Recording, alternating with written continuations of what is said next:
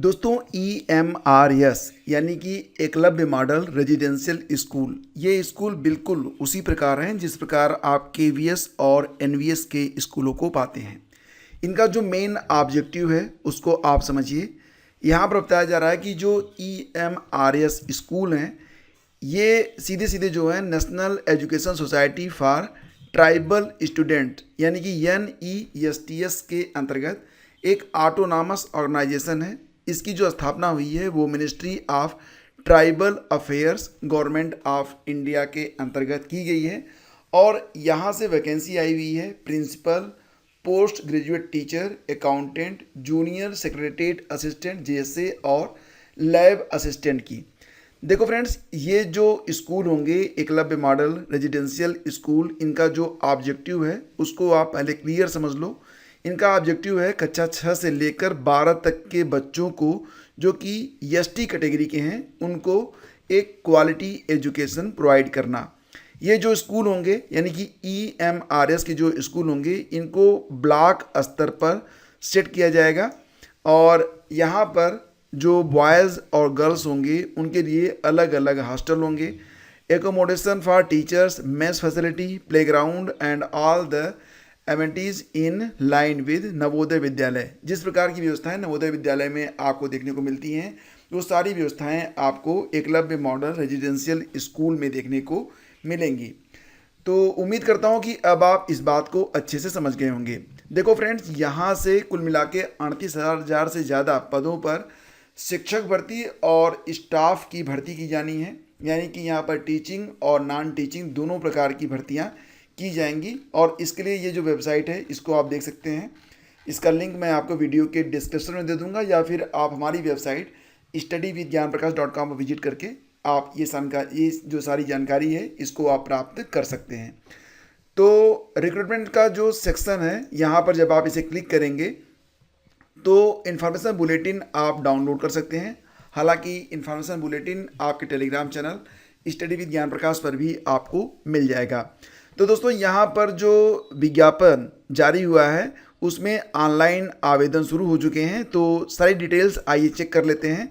सबसे पहले तो आप ये समझिए कि ये जो भर्ती है एकलव्य मॉडल रेजिडेंशियल स्कूल यानी कि EMRS के अंतर्गत आएगी और ये जो पूरी भर्ती होगी इसको कहा जाएगा ESSE, ठीक है, यानी कि EMRS स्टाफ सिलेक्शन एग्ज़ाम। तो दोस्तों, ये जो भर्ती है यह EMRS स्टाफ सिलेक्शन एग्ज़ाम यानी कि ESSE 2023 के नाम से जानी जाएगी। तो यहाँ पर सारी डिटेल्स आपको प्रोवाइड करवाई जा रही है, इसको ध्यान से आप देखिए। सबसे पहले तो आप ये समझिए कि national education society for tribal students, इसका जो शॉर्ट फॉर्म होगा वो NESTS है, यानी कि आगे मैं NESTS कई बार प्रयोग में लाऊंगा तो इसको आप समझ लीजिएगा कि इसका क्या मतलब है। रही बात ऑब्जेक्टिव की, तो जो EMRS यानी कि एकलव्य मॉडल रेजिडेंशियल स्कूल हैं इनका जो ऑब्जेक्टिव है वो मैंने आपको पहले ही बता रखा है।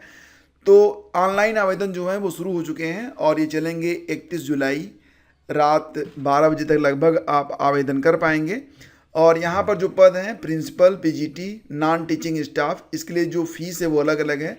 प्रिंसिपल के लिए जो फीस है वो 2,000 रुपये है, PGT के लिए 1,500 रुपये है, नॉन टीचिंग स्टाफ के लिए 1,000 रुपये है। लेकिन कुछ लोगों को फीस से पूरी तरह से मुक्त रखा गया है, वो लिस्ट में आगे आपको दे रहा हूँ।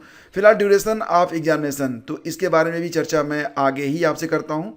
ध्यान दीजिएगा कि अगर आप आ रहे हैं SC ST PWD कैटेगरी से तब आपको यहाँ पर कोई भी फीस नहीं देनी है, ठीक है।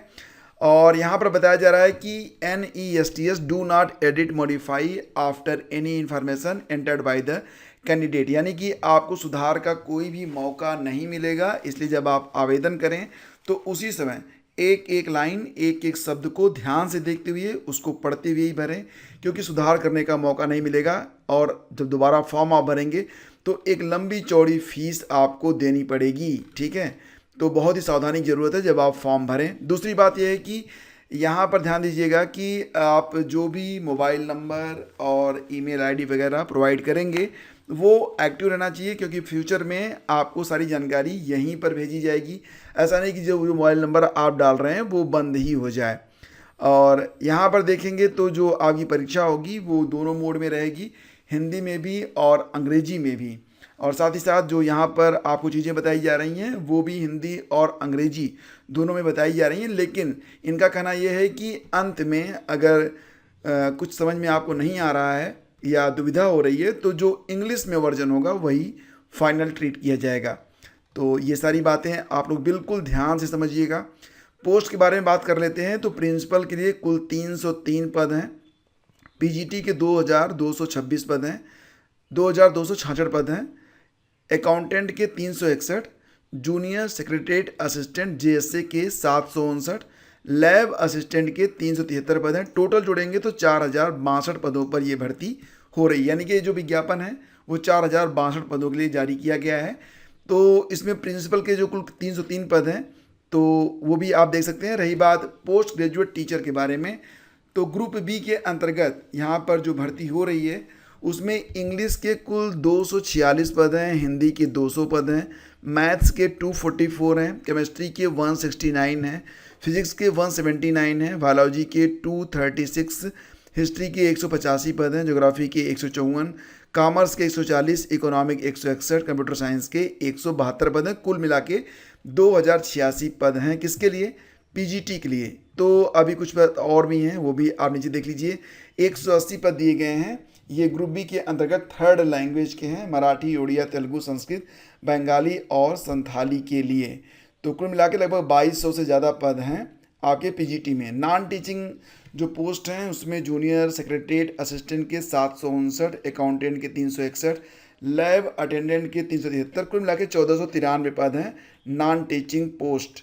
ठीक है फ्रेंड्स, तो आगे बढ़ें। तो यहाँ पर आवेदन कौन कर सकता है? आप किसी भी स्टेट के हों आप यहाँ पर आवेदन कर सकते हैं, लेकिन सिर्फ भारत के नागरिक यानी कि आउटसाइड ऑफ इंडिया यहाँ पर आवेदन नहीं कर सकते हैं। लास्ट डेट 31 जुलाई 2023 है और जो आपका रिटेन होगा वो OMR बेस्ड होगा। और ध्यान दीजिएगा कि जो प्रिंसिपल के लिए पोस्ट होगी सिर्फ उसी में इंटरव्यू है। बाकी के जो पद हैं जैसे कि जो पीजीटी का पद होगा वो सिर्फ जो आप OMR पर परीक्षा देंगे, जितने अंक आप प्राप्त करेंगे उसी के आधार पर आपका चयन किया जाएगा। कोई इंटरव्यू पीजीटी के लेवल पर नहीं है। लेकिन यहाँ पर जो नॉन टीचिंग स्टाफ हैं जैसे कि अकाउंटेंट, जेएसए, लैब अटेंडेंट, तो इसमें रिटन टेस्ट भी होगा और आपका स्किल टेस्ट भी कि भैया आप अपना काम अच्छे से कर पाते हो या नहीं कर पाते हो। और कैंडिडेट को जब आप फॉर्म भरें तो उसका प्रिंट आउट लेके सुरक्षित रखें, एकदम सुरक्षित, क्योंकि उसकी ज़रूरत आपको पड़ेगी कब? जब आपका डीवी होगा, डॉक्यूमेंट वेरिफिकेशन होगा। यहाँ पर आप देख सकते हैं कि post details and level of पे। तो प्रिंसिपल के लिए अगर आप चुने जाते हैं तो आपको लेवल 12 के अनुसार आपको जो है सैलरी मिलेगी, जो कि लगभग जा सकती है 2,92,000 रुपये तक। अगर आप पीजीटी में चुना जाते हैं तो आपको 1,51,100 रुपये तक आपको सैलरी मिलेगी लेवल 8 के मुताबिक, अकाउंटेंट लेवल 6 के मुताबिक, जेएसए लेवल 2 और लैब अटेंडेंट का लेवल 1 रहेगा। तो सैलरी तो बहुत ही शानदार आपको मिलने वाली है, वही सैलरी है जो कि आपको केवीएस में, एनवीएस में मिलती है। जो परीक्षा होगी वो OMR बेस्ड होगी और परीक्षा में हिंदी और अंग्रेजी दोनों ऑप्शन रहेंगे। तो आप जो भी ऑप्शन चाहें ऑप्ट कर सकते हैं। अगर हम बात करें एग्ज़ाम पैटर्न के बारे में तो प्रिंसिपल में यहाँ पर आप देख सकते हैं प्रिंसिपल के लिए कुल मिला के 130 नंबर की परीक्षा होगी और लैंग्वेज कॉम्पिटेंसी टेस्ट होगा 20 नंबर का, इंटरव्यू होगा 40 नंबर का। तो ये आप यहाँ पर देख सकते हैं। रही बात पीजीटी के बारे में तो पीजीटी में एक ऑब्जेक्टिव टाइप एग्ज़ाम होगा जो कि 3 घंटे का होगा। इसमें 130 मार्क की एक परीक्षा होगी और लैंग्वेज कॉम्पिटेंसी टेस्ट होगा 20 नंबर का। तो जो यहाँ पर पार्ट 1, पार्ट 2, पार्ट 3, पार्ट 4 और पार्ट 5 ये पेपर का पहला भाग होगा जो कि 130 नंबर का होगा। तो जनरल अवेयरनेस से 10 प्रश्न, रीजनिंग एबिलिटी से 20 प्रश्न, नॉलेज ऑफ आईसीटी से 10 प्रश्न, टीचिंग एप्टीट्यूड से 10 प्रश्न और डोमेन नॉलेज जिसमें आपसे विषय से संबंधित प्रश्न पूछे जाएंगे, न्यू एजुकेशन पॉलिसी पर आधारित प्रश्न भी होंगे। तो कुल मिला के यहाँ पर प्रश्नों की संख्या होगी 80। ठीक है, तो 130 नंबर की परीक्षा आपकी ली जाएगी। इसके बाद जो आपका लैंग्वेज कॉम्पिटेंसी टेस्ट होगा वो general English and general Hindi 10 mark each subject and this part is qualifying in nature only with minimum 40% mark in each language. समझ गए आप? तो 20 नंबर की ये परीक्षा होगी। और देखो फ्रेंड्स, इसी प्रकार से जूनियर सेक्रेटरीट असिस्टेंट के लिए 130 नंबर की परीक्षा होगी और बाकी जो है लैब अटेंडेंट के लिए 120 नंबर की परीक्षा होगी। और आपको बता दें कि यहाँ पर नेगेटिव मार्किंग भी रहेगी 1/4। ये बात भी आप लोग ध्यान दीजिएगा कि 0.25 shall be deducted for every incorrect answer. तो बहुत ही सावधानी से आपको परीक्षा देनी है। तो दोस्तों रही बात सिलेबस की, तो सिलेबस आपको मिल जाएगा emrs.tribal.gov.in पर, एंड अपेंडिक्स 1 वो मैं आपको यहाँ पर शेयर कर दूंगा टेलीग्राम चैनल पर, जाकर आप देख सकते हैं। और यहाँ पर भी आपको सिलेबस जो है मिल जाएगा देखने के लिए। तो ये एक छोटी सी लेकिन महत्वपूर्ण जानकारी है। अगर ये जानकारी आपको अच्छी लगी तो please do like and share. और अभी एक वैकेंसी और आई हुई है और वो है बीपीएससी वाली, तो उसके बारे में भी चर्चा करते हैं थोड़ी देर बाद एक अलग वीडियो में, उसको भी आप लोग देखते रहिए। लेकिन उसके पहले आपको बता दें कि एलिजिबिलिटी क्राइटेरिया क्या है।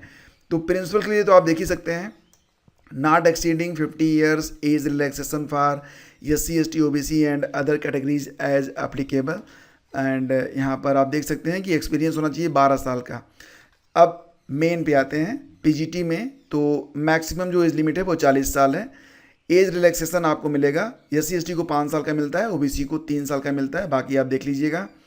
एसेंशियल क्वालिफिकेशन के अंतर्गत आपको जो है संबंधित विषय में, यहाँ पर देखिए आप, जैसे कि इंग्लिश में हो गया तो संबंधित विषय में आपके पास PG होना चाहिए, पोस्ट ग्रेजुएट होना चाहिए, और BEd भी आपसे मांगा जा रहा है। यानी कि candidate possessing master degree with specialisation in subject as mentioned above will only be considered as eligible.